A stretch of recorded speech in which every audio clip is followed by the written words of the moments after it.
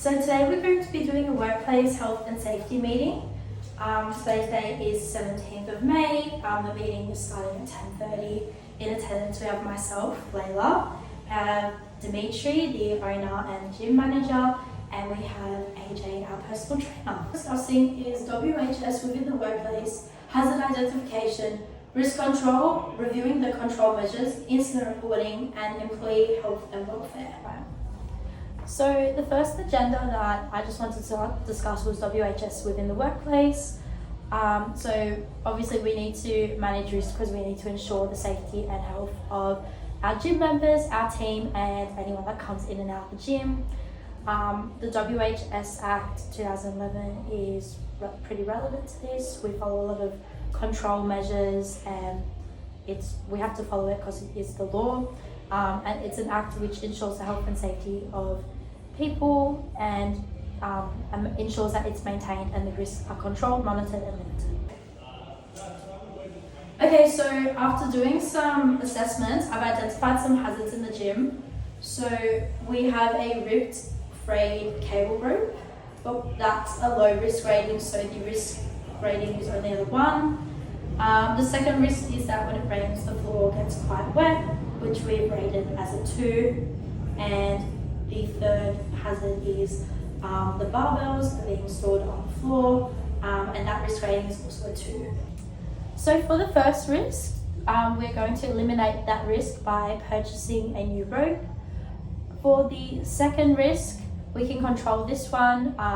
We can eliminate that risk by laying towels on the ground and regularly changing those towels, and then eventually we'll be fixing the ceiling. And for the third hazard, we can use substitution by buying adequate barbell storage and teaching all the staff how to use it and teaching all the clients where to store it.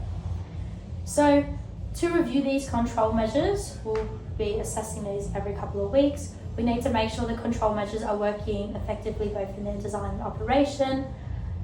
We need to make sure the control measures do not introduce any new problems. And we also need to make sure all the safety procedures with those control measures are being followed. For the fifth agenda of this safety meeting, we'll be discussing an incident that happened in the gym. So at 6 a.m. on October 1st, 2022, a client had fainted in the gym. A gym member had come over to me while I was training a different client and had notified me of the incident. And the incident occurred in the separate weight section, so I did not see the incident myself. I stopped my current session and I went to the client and checked that they were breathing, which they were, so that was okay, but I did call 000 shortly after. The paramedics came and the client was okay, and we did take an incident report shortly after. That report was submitted via email and it was acknowledged by management.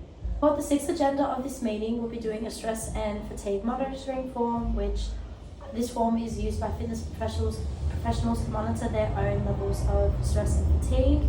And this document can be shown in workplace health and safety meetings, which is what we're doing now. So I'll go through the questions and provide my answers. So the first question was, do you carry out work for long periods which is physically demanding, which was a no. Do you carry out work for long periods which is mentally demanding, which was also a no. Does your roster include shift work, which was a yes. Do you have less than a 10-hour break between each shift, which was a no. And is work performed at a low body clock time between 2 and 6 a.m., which was also a no. So there are some symptoms of stress and fatigue that I myself and some other PTs may face due to the early mornings and the potentially late nights. So that can be feeling drowsy, headaches, increased rates of unplanned absence and the inability to concentrate. And with this information, we need to form a control measure or a strategy to keep stress and fatigue levels low, which would just be consulting trainers, ensuring like regular weekly and monthly checks, making sure that they're happy with the workload and they can handle it. And yeah, that's on that. Okay, so that was the meeting.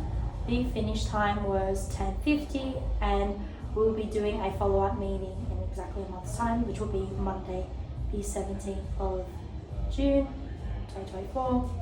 Do you guys have any questions? No. No. Perfect. Thank you, Leyla.